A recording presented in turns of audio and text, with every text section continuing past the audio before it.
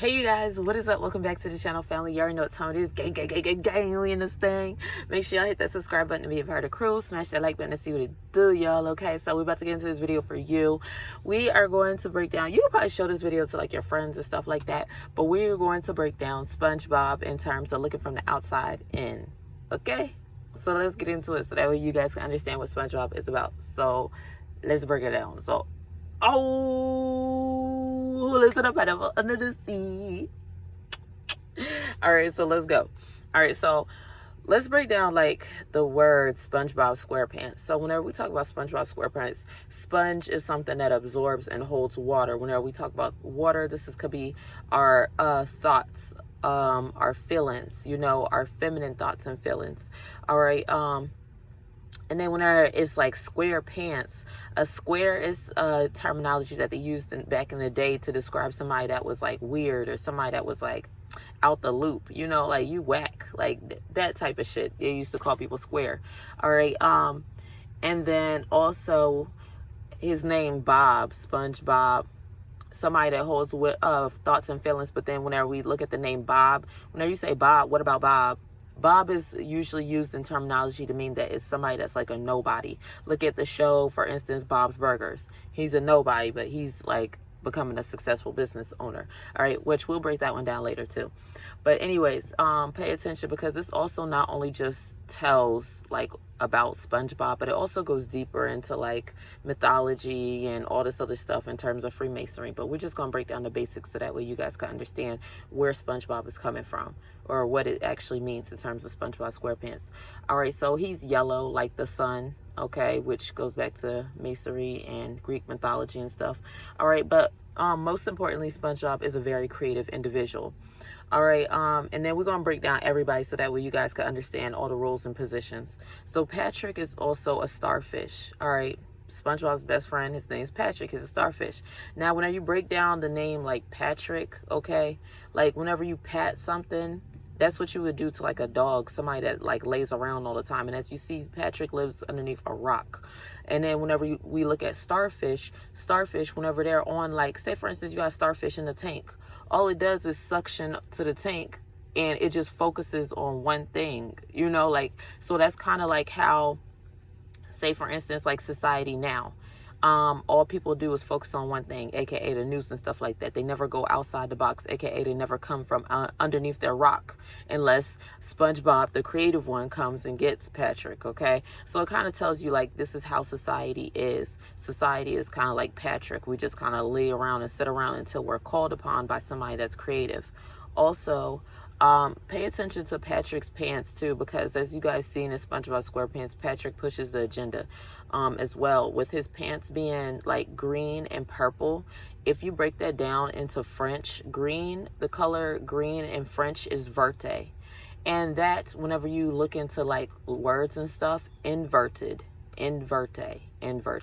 So that's why Patrick is like the opposite in terms of SpongeBob and pushing the agenda a lot, like you guys seen in the SpongeBob SquarePants movie, to where he had on like high heels or something like that. And then also whenever you look at the word purple in French, it's violet or violet or viola, I believe it's viola. So that's like a woman's name, like Violet Viola. So purple and green shirts, inverted, you know, like you get the play on words. If you know, you know. But then also we have where there's, who is it? Squidward. Okay, so Squidward, as you guys see, Squidward's always in a cranky mood. So let's break Squidward down. Squidward's a squid. He has 8 arms. If you have a lot of arms, you're able to do multiple things. You're kind of like able to see, like if you could use your arms for sight, say for instance, because that's what squids do. They use their arms for sight. So they move around in the ocean and they touch and feel on things. So it's kind of like metaphorically letting you know that Squidward, he's able to see everything with those 8 arms. And then also with his last name being the Squidward, warden at the end, warden, somebody that's very strict, somebody that regulates. So as you see, Squidward always tries to regulate SpongeBob in terms of his creative aspects. All right. But whenever Squidward's doing some shit, he doesn't want to be regulated. All right. So it's kind of like how society is now, to where, you know, you always have somebody that can see, all seeing, kind of like Big Brother type of thing. Especially look at what Squidward lives inside of, the shape of the thing. I forget what those are, but leave in the comments if you know what it is. It's those landmarks that those 3 landmarks with the faces, with the stone thingies. Those are masonry type of things. That's why Squidward is also a reference to Masons. This is how they keep us in order. They can see everything and they keep you in order by being the warden, aka they could be the cops, they could be the police, okay, but they're going to do something in order to try and keep order. All right. Also, we have SpongeBob. He clocks into the Krusty Krab. All right. Anytime you have to clock into a job, you know, SpongeBob has to clock in at a certain time. That's going to stifle his creativity. And as you guys see, SpongeBob can create very amazing things. You see the bubbles that he blew into shapes of animals? That lets you know that this is also a way to stifle SpongeBob's creativity. Every time we clock into these corporations and feed somebody else's dollar, and as you see how Mr. Krabs, he is so hungry for money, that's what we are feeding, okay? So it's kind of like letting you know, like, we could be very creative. We all have this magic in terms of being able to create big things, but we do have obstacles that end up stifling us in terms of being able to create. Also, if you look at Mr. Krabs, a crab is very, don't get close to a crab. They'll do that to you.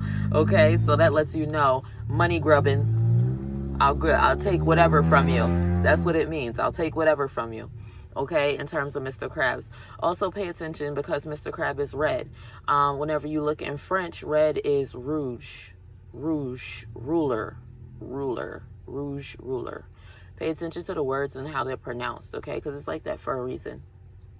But yes, SpongeBob is oblivious to how the world works. And if he had time to be able to create and blow bubbles and things like that, he would be able to capitalize and he wouldn't have to clock into the Krusty Krab. He would be able to use his imagination. And as you guys seen in that one episode to where he was blowing bubbles and he was setting it up as a business, if he had time to do that and he didn't have to clock into the Krusty Krab, he would be able to be very, very, very, very, very successful. Way more successful than the Krusty Krab.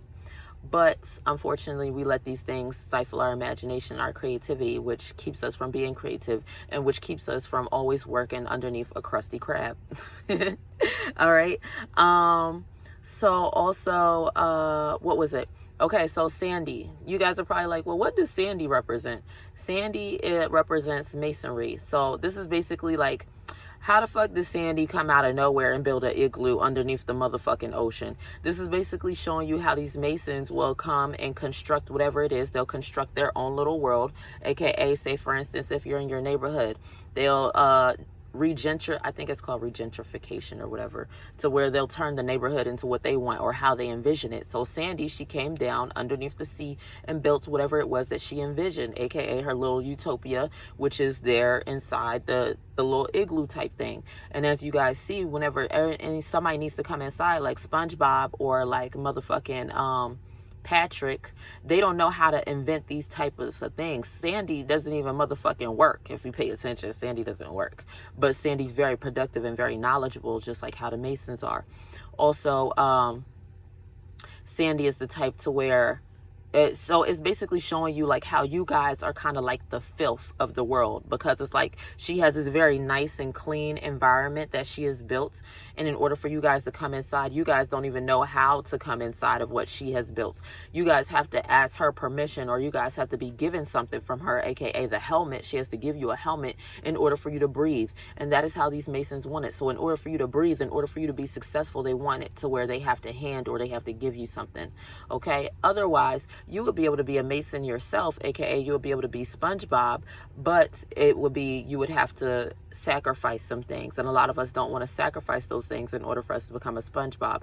Instead, we would rather be a Patrick. So that is the explanation and breakdown of SpongeBob Squarepants for you guys. Comment, like, and subscribe, and I'll see you guys in the next video. Peace out.